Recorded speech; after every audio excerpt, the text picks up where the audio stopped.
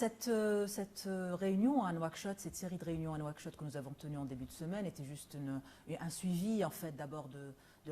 l'excellente relation bilatérale qui existe aujourd'hui entre le Royaume du Maroc et la République de la Mauritanie et l'excellence de la relation entre les deux chefs d'État qui ont une vision partagée de prospérité commune entre les deux pays. Alors sur le volet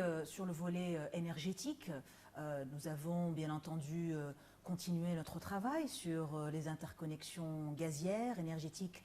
qui existent entre les deux pays, notamment le gazoduc Nigeria-Maroc, qui aujourd'hui est devenu le gazoduc Afrique-Atlantique. Mais surtout, nous voulons opérationnaliser cette interconnexion électrique entre le Maroc et la Mauritanie, qui est une phase très importante dans la consécration de notre intégration régionale. L'intégration régionale en énergie, c'est le troisième pilier de notre stratégie énergétique. Donc le principal but de ces discussions, c'était de pousser, d'abord de se mettre d'accord sur un calendrier de lancement des appels d'offres